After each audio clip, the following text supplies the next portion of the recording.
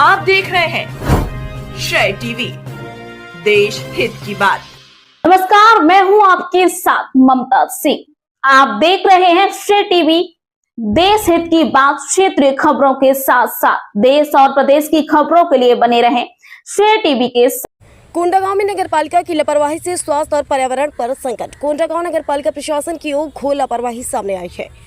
एक ओर भारत सरकार और राज्य सरकार स्वच्छता कार्यक्रम के लिए सेवा पखवाड़ा नगरों और गांवों में मना रही है, तो दूसरी ओर कोंडागांव नगरपालिका खुले स्थान पर कचरा डंप करके नागरिकों को दुर्गंध में झोंक रही है। नारंगी नदी पुल के पास राज्य राजमार्ग NH 30 के किनारे महीनों से शहर का कचरा खुले में डंप किया जा रहा है। इससे क्षेत्र में तीव्र सड़न और बदबू का माहौल बन गया है। इस बदबू से राहगीरों के साथ साथ आसपास के रहवासियों का भी जीना मुश्किल हो गया।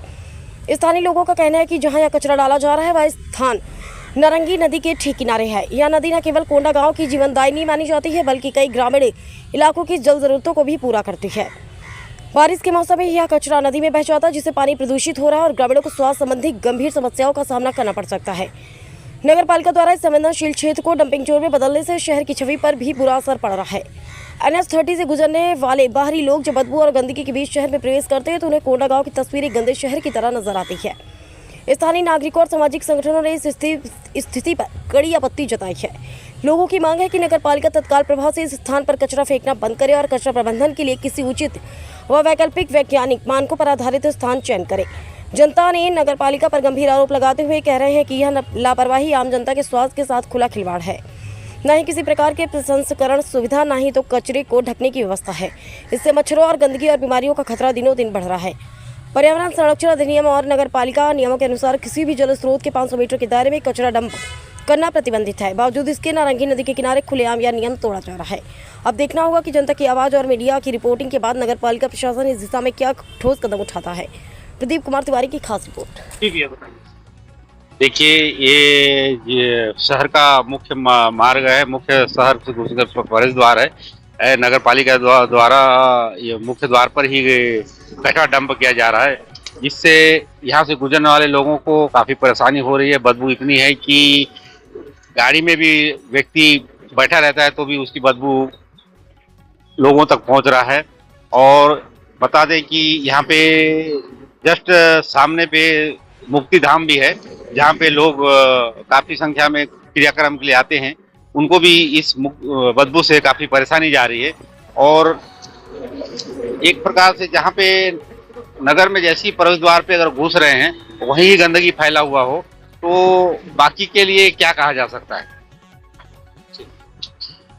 चंपेश जोशी और मैं स्थानीय कोंडागांव निवासी हूँ।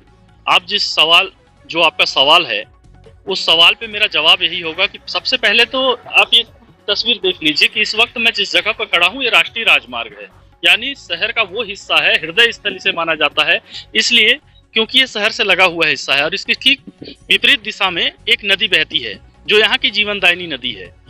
अब जल संरक्षण और प्रदूषण की बात होती है तो सवाल इस पे ये उठना लाजमी हो जाता है, क्योंकि नगरपालिका इस पे सुध नहीं ले रही है। क्योंकि लगातार ये सवाल उठ रहा है, नगरवासी उठाते रहे हैं और आम लोग जो भी इस रास्ते से गुजरता होगा तो उसके जहन में एक सवाल जरूर आता होगा कि कोंडागांव शहर में स्वच्छता को लेकर एक जहन में सवाल जरूर उठता होगा कि आखिर नगरपालिका के इस जगह को ही क्यों चयन किया है कि कचरे का ढेर इस जगह पे लगाया जाए। क्योंकि वायु प्रदूषण होता है तो वायु प्रदूषण के जरिए ये सांसों तक पहुंच जाता है। और दूसरी तरफ नदी मतलब वो जीवनदायिनी नदी है और ये पूरा मलबा जो है वो नदी पे, अभी बरसात का सीजन है, बाढ़ आते हैं तो ये पूरा मलबा नदी में तब्दील हो जाएगा। नदी से बहता हुआ ये गाँव जाएगा। पशु इसका सेवन करते हैं। इस पानी से न केवल पशु ही बल्कि इंसान भी इसका इस्तेमाल करते हैं, क्योंकि ग्रामीण इलाके में यही पानी जाता है। तो एक बड़ा जो बीमारी भी हो सकती है इससे। तो सवाल वही उठता है कि आखिर इस और नगरपालिका के साथ साथ वो तमाम जनप्रतिनिधियों को भी सूद लेने की आवश्यकता है, क्योंकि अगर ऐसा ही हाल रहा तो कोंडागांव को जो नाम है वो भी कहीं ना कहीं बदनाम हो रहा है और स्वच्छता को लेकर सवाल खड़े उठते हैं।